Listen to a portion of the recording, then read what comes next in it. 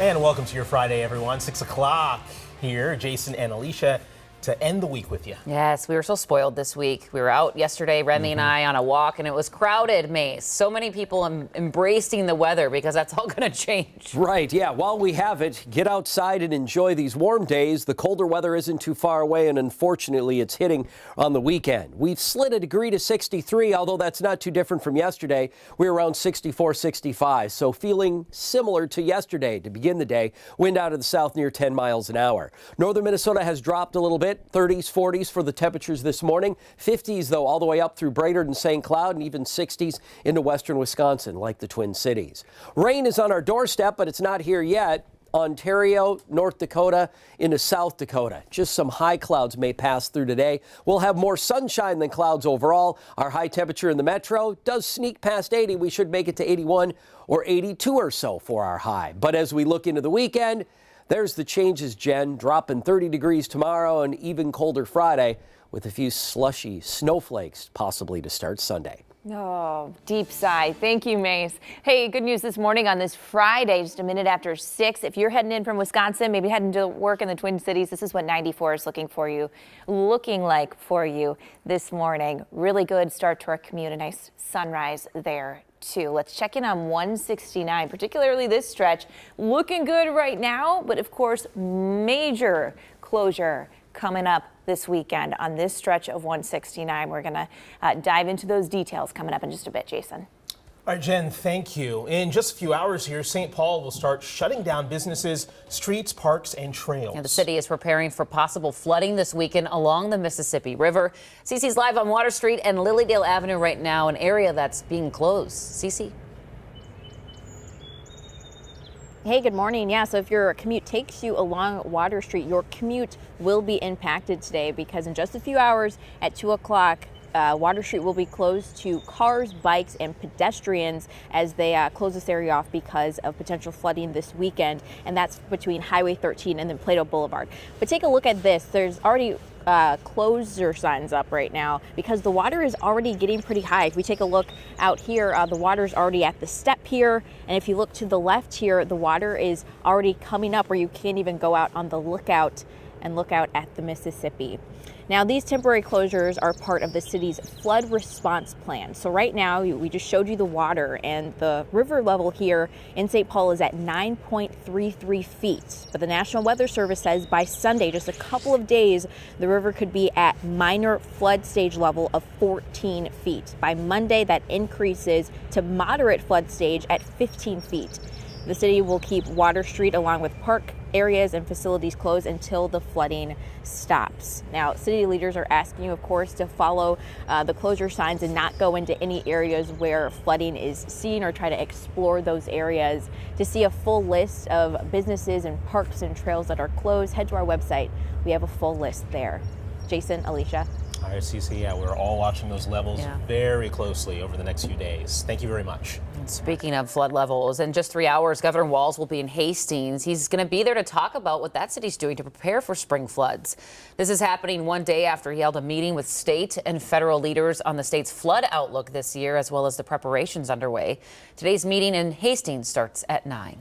Well, from floods to fires, this morning a state of emergency is in effect as fire crews are getting more control of the Arcadia fire burning in central Wisconsin. We checked with our sister station in Madison about 30 minutes ago, and crews had that fire about 50% contained right now. At one point, the smoke was so thick out there, part of I-94 by the Dells was closed. That fire has charred nearly 3,000 acres in Monroe County. Authorities say the fire started near Fort McCoy, and they're investigating exactly how it started. I'm Gordon Severson. It's spring fire season here in Minnesota, and even though it was a late start, firefighters say it's a quick start. They're seeing a lot of grass fires right now. The DNR has nearly 50 field stations that are scattered across the state. We visited the Cambridge field station, and firefighters there tell us that they're seeing several fires a day. This morning, we're hearing from John Pope, one of two people who just reached a multi-million-dollar settlement with the city of Minneapolis after their violent arrest by now former officer Derek Chauvin. Both happened before the murder of George Floyd. Nearly 6 years later, the Minneapolis City Council approved a $7.5 million settlement in Pope's case and $1.375 in Zoya Code's. Here's what Pope had to say to KARE 11 yesterday. I felt that the city knew that they did something wrong and that it wasn't going to be able to be swept under the rug. Yeah, we're going to hear more from Pope in a moment here, but to really understand what he's been through, you just have to see it. And a warning here, it is difficult to watch.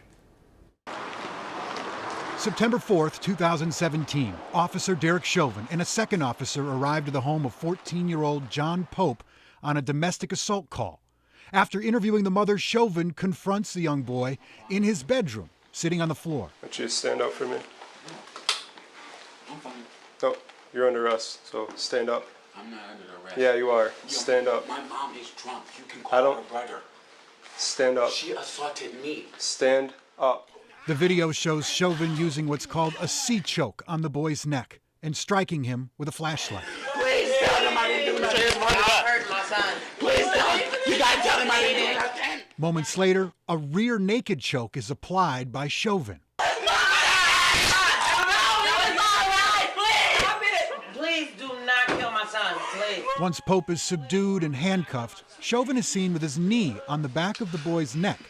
Attorneys say this occurred for 15 to 16 minutes, almost twice as long as George Floyd. It appeared to be excessive force to me, yes. Mylan Masson is a former law enforcement trainer with the state of Minnesota. It is very obvious that they did not need to choke him. They did not need to hit him with a flashlight, nor put the knee on the neck when he says he can't breathe. In another body cam video from 2017, Officer Chauvin and another officer can be seen carrying Zoya Code by her handcuffed limbs face down. Lift me up, you weak? You strong enough? Ow! At one point, dropping her on her face. That's how you gonna do me? Chauvin's knee is also placed on Code's neck in the prone position. Attorneys say this lasted 4 minutes, 42 seconds. Police also used what's called a hobble device, tying Code's feet to her cuffed hands. Was she a threat? Did she have a weapon? I'm not sure. But once again, once she's handcuffed, you don't need to continually put pressure on them. You need to just let the handcuffs let them understand that they now are under arrest. In both instances, attorneys claim and video partly shows supervisory sergeants approved these uses of force by Chauvin. Chris Harapsky, KARE 11 News. Just so upsetting to watch. Now, coming up at 6:30, you'll hear more from John Pope. All this as we're expected to get a ruling on Chauvin's appeal of his state case on Monday. His attorney argues the 2021 trial in Hennepin County for the murder of George Floyd was not fair because the jury was impacted by extreme security measures in place. The state's attorney says the judge used great care in handling that case. Well, as you're waking up, history has been made in Minneapolis. Starting today, the city is the first major city in the nation to allow Muslim calls to prayer to be broadcast from speakers year-round 5 times a day. Previously, the city had allowed 3 of the calls, but a new noise ordinance approved yesterday will now allow all 5. And students at Minneapolis Public Schools will now get a day off to observe Eid, the Islamic holiday celebrating the end of Ramadan. The district voted to adjust its calendar in order to give students the day off on April 21st. Some schools will have to make up the day later in the year. Well, time now is 6:09, 62 degrees outside. Taking a look at the sunrise over Minneapolis, and you better get outside and enjoy that warm weather while you can, because we could see some rain tonight. Mace has all the details here on this 20-degree weekend drop. Oh, temperatures are really going to tumble after today. So today, one more day to enjoy our warmth. Had a record high yesterday of 87, 88 on Wednesday. Today will creep to 80 once again, which is much above average for us, of course. But then after that, we will be lucky to get back to 50.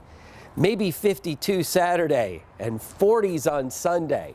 So much warmer right now than those temperatures. 63 with a nice south wind at 10 to 15 miles an hour. And 60s spread through western Wisconsin as well. 50s all the way through to St. Cloud and Brainerd. Then we're in the 30s and 40s from Ortonville and Alexandria on into northern Minnesota. Mostly sunny skies, just some wispy high clouds that'll drift through the metro today. We'll look for some rain that's back to the west to move in later tonight. It'll arrive in western and northern Minnesota this afternoon. A lot of shower activity, even some rubbles of thunder through the Dakotas, and then colder snow showers. A sign of things that could be on the way for us later this weekend. Those are ongoing now from Colorado on up into Canada. Here's the hazy high clouds that we'll see at times today, just wispy thin ones, not really too many of them. As we look into tonight, there's the cloud cover moving in. Notice a few showers around the state, more and more of them on microcast as we look into Saturday morning, but warm enough that again everything stays on the rain side. By Saturday night, though, some cooler air starts to arrive, western Minnesota snow showers, and then here across eastern Minnesota into western Wisconsin. Again, that's early Sunday morning before the system finally starts to depart. We'll get back into sunshine after that. From 81 in the metro to cooler 40s in western Minnesota today. Same temperature spread tonight, 50s in southeast Minnesota and Wisconsin to 30s in northern Minnesota. We'll be around 40 in the metro and may creep back to 52 tomorrow. Much colder weather as we look through the rest of the weekend, only in the 40s Sunday. It does warm back up though as we look into next week as sunshine returns.